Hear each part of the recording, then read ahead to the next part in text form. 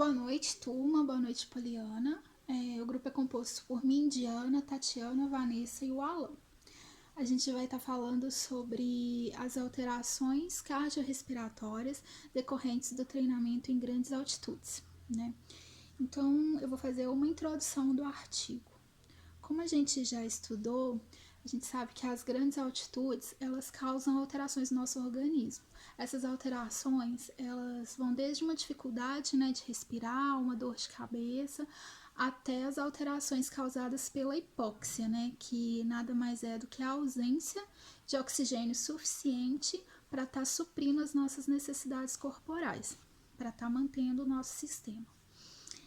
Mesmo com essas alterações, tem muitos atletas que eles optam por esse método, né, de treinamento para estar aumentando o seu desempenho aeróbico, mesmo isso não sendo comprovado por esse artigo especificamente. Pesquisadores, né, se interessaram por esse tema, buscando conhecer, né, as causas e os efeitos desse treinamento no corpo humano. Vou falar um pouquinho agora da metodologia. A metodologia usada foi uma revisão bibliográfica, né, a partir de 1997. Eles abordaram o tema os efeitos da altitude sobre o sistema cardiorrespiratório. A pesquisa também ela foi feita através de dados de revistas e livros.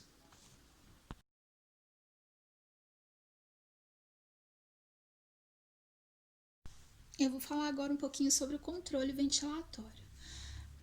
Como já sabemos, né, quando há a prática de alguma atividade física, o nosso metabolismo ele sofre modificações.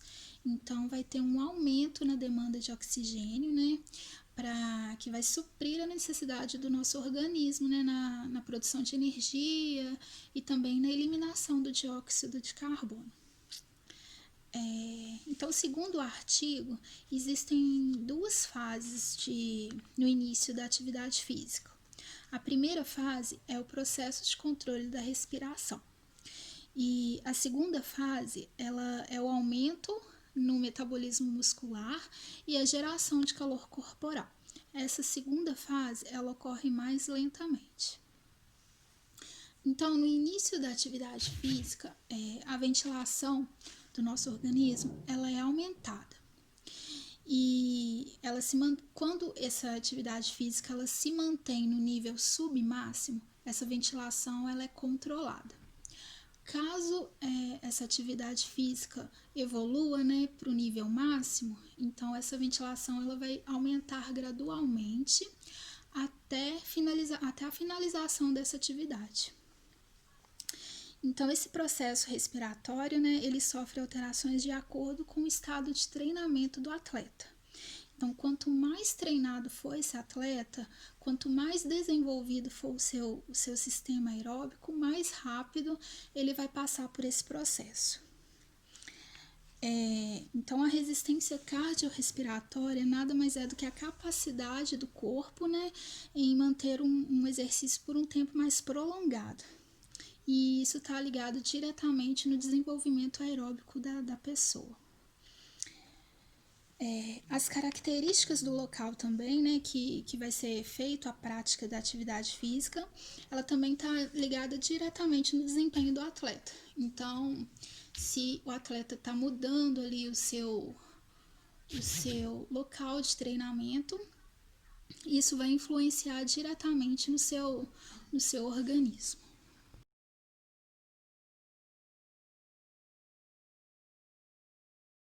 Falando um pouquinho agora em relação, né, à exposição à altitude, isso, quando acontece, ocorre um aumento na produção de eritropoetina. Mas o que é isso, eritropoetina? É um hormônio que é liberado pelos rins, que age na formação e liberação dos glóbulos vermelhos, uma das maiores formas do transporte de oxigênio dos pulmões para os tecidos. Mas por que isso é tão importante? Devido à capacidade, né, a capacidade aeróbica, ela aumenta.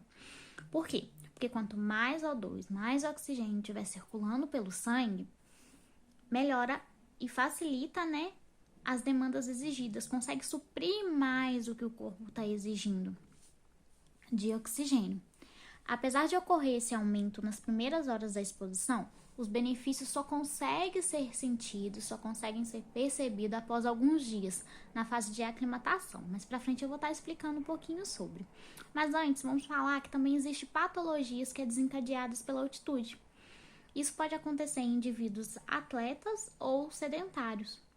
Por que isso acontece? Porque muitas das vezes a consequência é a aclimatação ineficiente. Então, é tão importante entender o que é uma aclimatação antes de ter essa exposição à altitude. E a aclimatação à altitude são as alterações fisiológicas que o corpo executa quando exposto por um período prolongado à altitude. Após o período de 2 a 3 semanas, o corpo começa a sofrer alterações centrais e periféricas, a fim de melhorar a utilização e a distribuição do oxigênio ao corpo, fazendo com que o funcionamento do mesmo volte ao seu estado homeostático. O que seria isso? O corpo ele começa a se adaptar, né? O nosso organismo começa a se adaptar com aquela questão da circulação do oxigênio no sangue, e isso contribuindo cada vez mais para a capacidade aeróbica. E agora o Alan vai estar falando para vocês um pouquinho mais sobre o treinamento em altitude.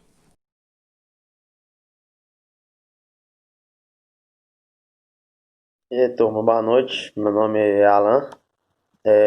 Vou estar dando prosseguimento aqui à nossa apresentação. Vou estar falando sobre a parte sobre o treinamento em altitude. Os efeitos no corpo humano, começou a ser mais pesquisado a partir das Olimpíadas de 1968, no México. Quando os recordes das atividades predominantemente aeróbios não foram batidos. E aí ficou evidente que a hipóxia causada pela altitude estava dificultando esse rendimento, o rendimento do atleta nas competições. Porém, pelo ar ser mais rarefeito, as atividades que eram mais predominantes anaeróbias, como corrida de 100 metros rasos, tiveram seus valores diminuídos, conseguiram bater os recordes. Mesmo com a aclimatação bem sucedida, os benefícios na performance a nível do mar ainda não são bem claros. O desempenho que você tem a nível do mar em comparação à altitude, você consegue ver que é bem diferente. E aí, vários estudos têm sido feitos para tentar comprovar essa eficácia do treinamento na altitude, que pode estar melhorando seu desempenho a nível do mar. Porque se seu corpo conseguir adaptar a altitude, pelo ar ser mais rarefeito, conseguir manter uma carga melhor de energia, quando for competir a nível do mar, o seu corpo vai estar adaptado e bem mais resistente para estar realizando essas atividades, a competição. Para as competições em grandes altitudes, parece ser melhor forma de estratégia, uma climatização com pelo menos 2 semanas de estadia em altitudes mais elevadas. Para quê? Para o corpo começar a se adaptar antes da competição. O corpo já começar a adaptar o jeito, a respiração, tudo, para quando chegar no dia, você está mais preparado. Porém, se não tem um tempo hábil, segundo os estudos, se você não tem um tempo hábil de chegar lá, não consigo chegar 2 semanas antes, ou uma coisa assim, eles falam que o melhor a ser feito, que eles recomendam, é chegar na altitude horas antes de você participar da competição. O que você vê muito aí por exemplo, são equipes de futebol. Você vê que eles deixam, quando vão jogar na altitude, eles deixam para ir para hospedem em algum local, treinam em algum local de altitude mais tranquila, que não afeta tanto. E poucas horas antes da competição eles já pegam e chegam. Já vai direto para a competição. Que assim também não tem tanto impacto. Na hora, até que comece a sentir mesmo, já, como pode dizer assim, já até acabou o jogo, por exemplo. Então, o que eles mais recomendam aqui, ou você chega antes, 2 semanas antes, 3 semanas antes, para o corpo ir se adaptando, ou você vai participar, chega horas antes e já vai para o combate. E, contudo, segundo o que eles falam, o que parece ser mais eficaz até então, com o intuito de melhorar a performance a nível do mar, ou seja, você treinar na altitude e ter uma performance excelente a nível do mar, é o método de treino Live, High, Train Low, que é o viver, viver alto e treinar baixo, né? E assim é o que eu mais recomendo, que é o método que seria mais eficaz para estar praticando as atividades com rendimento melhor. Então, essa aí foi nossa apresentação.